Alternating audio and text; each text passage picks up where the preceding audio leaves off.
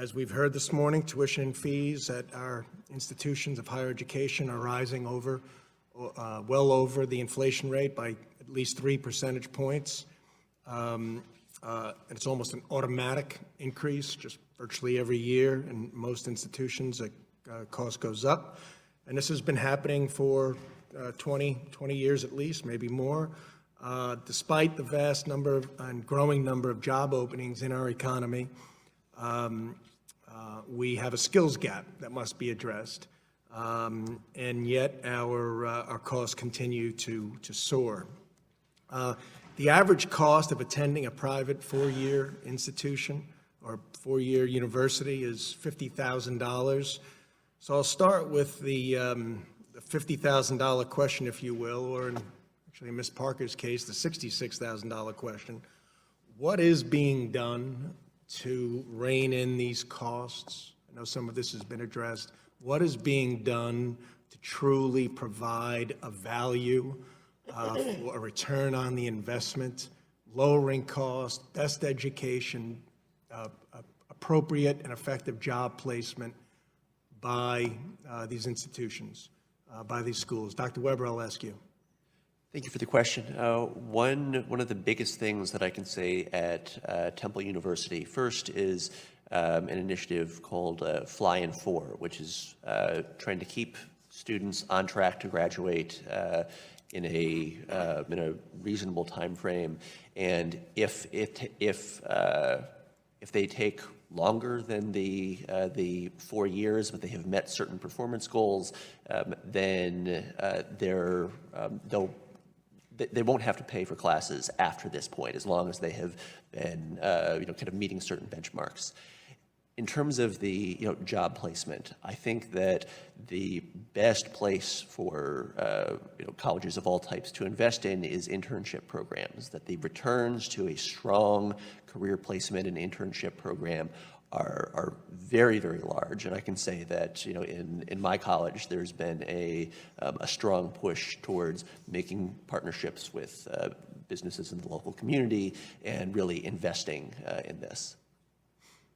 Great. I'm certainly a fan of Temple University, and I really hear some great things, and I think your applications rate are a reflection of that. So go Owls. I'm a big fan as well. So go Owls. All right, very good. Dr. Akers, another university that does very well is Purdue University. Mitch Daniels has done some remarkable things there, and his staff, lowering costs,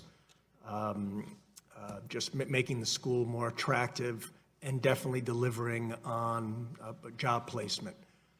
Are other schools following this model, and maybe you could comment on that? Sure. So one of the innovations I'm particularly interested in that Mitch Daniels has brought to Purdue is the Back a Boiler program, which is their college-specific income share agreement.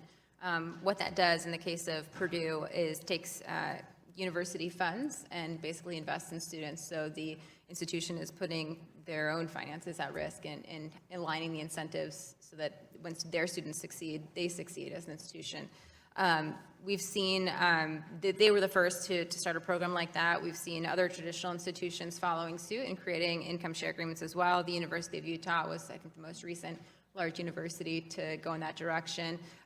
Purdue was also a leader in their recent action of acquiring Kaplan, in that they have a dramatic expansion of their online education program. I think this is a space where traditional institutions have underutilized the potential for technology to lower the cost of their provision of education. So I'm hoping that we'll see other schools following suit in that area as well.